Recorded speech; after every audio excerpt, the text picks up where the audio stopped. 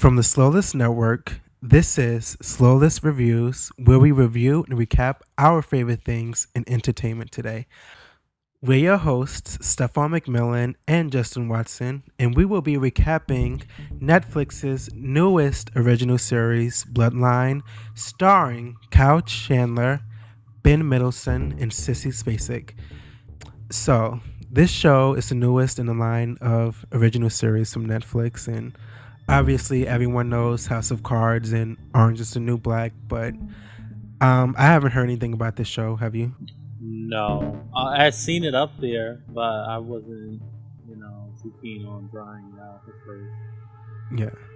No, and that's kind of the main reasons why I was kind of attracted to the show, because I don't want to say it's unknown. I'm sure some people know about it, but it's the first time I'm hearing about it. So I wanted to check it out, and the trailer looked interesting to me. Okay, so we haven't watched the whole season, right? Not yet. Not yet, no. So we're just going to recap the season as we watch, maybe 2 episodes or 1 episode at a time. So just look out for when we upload. It's not going to be a set schedule. But the premise of this show, it follows the Rayburn family. And now they're pretty typical wealthy family on the surface, but apparently there's some dark secrets going on. That's what the premise said. And they own their own island in the family keys. And the beginning of the episode started off with some sort of big reunion of some sort. And this reminded me, did you ever see the movie You're Next? It's like a horror movie. No. Yeah, so basically the movie starts out with family members meeting up in a cabin, and they have their own issues and secrets going on in the background, but they're trying to come together to have like this perfect dinner, and then things go wrong. So that's kind of what that reminded me of. And so there's a lot of foreshadowing and stuff, but do you want to take it over from there? Harper's Island's kind of similar. A whole bunch of family comes together and they start getting picked off.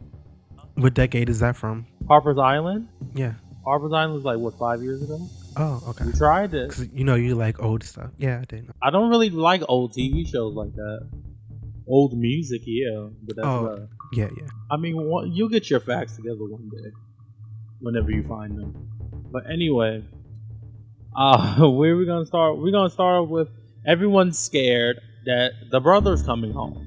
Like, everyone's scared. They're all like, except for Mama. Mama's just happy. But there's been mothers who defended their serial killer son, so a mother's love is like unconditional. Yeah, like mine. Wait, what? Huh?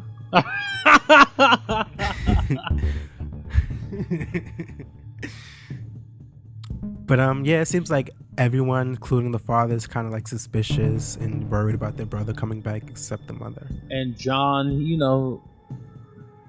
John is John the middle brother? He's the middle brother, right? Because Danny's the older one. Yeah. So John, the sheriff, the town protector, he just wants to protect everyone. Right. But I don't know if he can. Dun, dun, dun. And apparently he take cares of everything. That's what the father said. And the family's borderline ratchet. Like, they try and hide it, but they kind of ratchet, alright? And I just remember the part where Danny's is like, oh, I'm going to bring somebody. And he's asking Meg if he can, add a chair to the table. Right. And then Kevin's like, not having it. Yeah, Kevin wasn't here from him. But then at the same time, it was just like, Danny, you don't even know who was that. Like, Cheryl, who was she? Yeah, Kevin was going off about he knew that bringing this girl home would upset everyone. So clearly it's something going on there. And let's not forget how loud and ghetto she was at the table. Right, yeah. And she turned into Miley Cyrus at the after party. But she was having a good time. She was having a good old time. Too much of a good time. I wonder how she got home. You could not tell me when they was rolling up on the body. I will get to it later. But when they was rolling up on the body, you couldn't tell me that wasn't Cheryl. I really thought that was Cheryl. I'm like, God, he done killed her. I'm like, I don't know what this show is about now. Right, they kind of, I don't know. They're trying to make it seem like he's a murderer or something like that, but it doesn't seem like it goes that far. Is it there's like something wrong with him that they're just not revealing yet? Yeah, because like, I know you've seen episode 2 and whatever, but it's just like, what did he do? Like, he had to have done crazy stuff in the past for them not even want him around. Like, No, even by episode 2, they still don't reveal exactly. I mean, they kind of show that they have like deep suspicions about him, but they still don't reveal exactly what it is. So far, we know he has a drug problem. I mean, to me, from my eyes, it seems like, at least from the mother's standpoint, they're trying to appear as this perfect family without any issues. And he kind of comes in and shakes that up a little bit with his issues. Because you saw how disappointed she was when he got washed up on the beach naked. Like, he's just basically the black sheep. but she had to have known it was possible. I mean, but it's like, would she love him? Mm-hmm. I liked how John, like, that changed John's mind, because all of them were Danny asked John to talk to the father about letting him stay, and then they all did the whole meeting, Meg, Kevin, and John, and John was like, I'm for it. But after he got washed up like a whale, John changed his mind. And I don't like that John wasn't like, dude, you're a train wreck, that's why. I don't like that he kind of blamed the dad. Well, he didn't even. Yeah, he did blame the dad, but he didn't say exactly what happened. The dad put the decision in the siblings' hands. The dad didn't actually make the decision himself. Yeah. But the way John explained it was that dad just wasn't having it at all. So he didn't take any responsibility for his own decision, which was he didn't want him there. And I just feel like it's that scared of your older brother type mentality.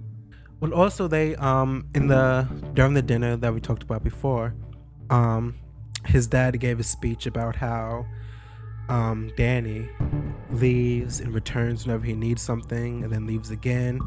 So maybe, like, we don't know so far exactly what Danny's done to John specifically, but considering the fact that John sort of runs everything and tries to take care of everything, you kind of realize that he may not want Danny back, and kind of causing a rift in the perfect island that he's created. And with so what are your thoughts on the flash forwards? Because on the flash forwards, he's carrying him on the boat. I don't know if we want to go all the way to the end yet, but we'll just say he's carrying him through the woods right now. And what are your thoughts? Why? What's happening? What has Danny done? Well, that's interesting because they set the show up to make it seem as if Danny is the problem and that Danny is the malicious one. So okay, you're right. We're not gonna go that far.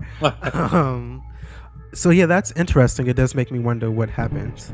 Yeah, he's carrying him through the woods. Like, what got them to that point? Now, the guy that he meets when Danny first gets to the island, whatever, and he's like, "Oh, we got a score for you. Got a score, whatever. Come work with me." And then he ends up punching him later because he keeps talking bad about the family.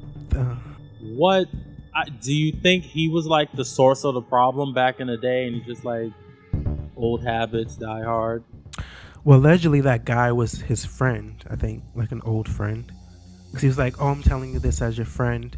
So, yeah, most likely, obviously, this entire family is pressed about him returning. So he was probably the black sheep. But from what I'm understanding, or from what I'm seeing, the family isn't that perfect either. So maybe he just sees through like the veneer that they're trying to create, and so he rebelled against them, and that's where the issue comes from. Maybe. And well, I was just saying, about that guy. It's just that I just thought it was odd that when he didn't show up, that was the first guy he called. Eric. His name was Eric. So when when Danny didn't show up at the bus stop, the first person you called was Eric, and it's just like, well, why is that the first person you call? Like, who is Eric? Right. I know he's a friend, but like, if he hasn't been around the island, all of a sudden you think he's coming back. I think he's a close friend, and also in the second episode when something took place, John goes to Eric again, and apparently he's a criminal. He's like on parole and all that stuff. So maybe Danny was a criminal back in the day. They were like partners in crime. Yeah, I think so. And that story. Now there's a bunch of stuff that when he was on his trip, like his acid trip or whatever he took, and you saw the woman. Is she real? You know what? That was a weird part. I was like, who was that? Who was she? Because it's like, it seemed like she was there, and then it seemed hazy, and then it got hazier, and then bam, he was just washed up. You know what? She probably was there. She probably was just a random bartender. But is that not the lady that was on the bus? No, I don't think so. Oh, okay. Then who was she? Why was she so interested in him on the bus? I think that's a foreshadowing event. I think we'll find out later. Does he have schizophrenia? Now let me. Okay, I'll tell you my story. I'll tell you my theory. All right, because at the end, okay, we're gonna talk about the end now. At the end, John sets his brother on fire, basically, in a boat. Douses it with gasoline. Right. Now, if Danny is schizophrenic and he's having visions of people, there's a dead body. I mean, so you think this is like a Bates Motel? I've never seen that, but basically, yeah, he like blacks out. The main character in Bates Motel, he blacks out and murders people. Because although we didn't see him leave necessarily. He was drunk that night. He was away from the family. Right. So who knows if he would have slipped off for a little while, did a little strangulation, da. You know what? I don't think so, because something else happened in the second episode that kind of goes against that theory. So I don't know. But is there a serial killer mentality going on or storyline? Somewhat. It just makes it seem like Danny isn't the main culprit in what's going on. Like there's nothing pointing to the fact that Danny was the one that murdered the girl in the lake. So we still don't know why or what he did. No. Interesting. Then why? Then I don't know, because I feel like there's something odd about the last scene. Because why are they both wearing the same suit? Like, what is that? Did they just put on a tap dancing show? And it was so bad that you like, I can't, Danny. I have to kill you now. Cause right, yeah. In the ending scene, John sets Danny on fire and then like jumps into the ocean. So that doesn't seem very John-like from how they described him. But you know, they also say the apple doesn't fall too far from the tree, so everybody in the family could be, you know, just one step from the mental institution. Right, like, never mind. But I'm interested to see what happens in episode 2. See how the story ties together. I am too. Any other predictions? I know it's hard for you, but excuse you? No, I don't know, because you've seen episode 2, so it's like it's hard to. Oh, okay. Just in general, you know, my prediction is that everything isn't as it seems. They're trying to portray Danny as the bad apple, but maybe he's just rebelling against an already terrible family. That's why he doesn't fit in. He's the normal one. Yeah, that could be true. Because not everyone that uses drugs doesn't use drugs for, you know, because they're just a loose cannon. Right. Some people use drugs to like just escape from reality, and he could be just doing that. Yeah, that makes sense. All right, well, I guess we'll find out in episode 2. Well, thank you guys for listening. You can leave a like. comment. We would like to know your thought. If you're listening to this on any other platform, please leave a rating for us there as well. Thank you so much, and we'll see you in episode 2.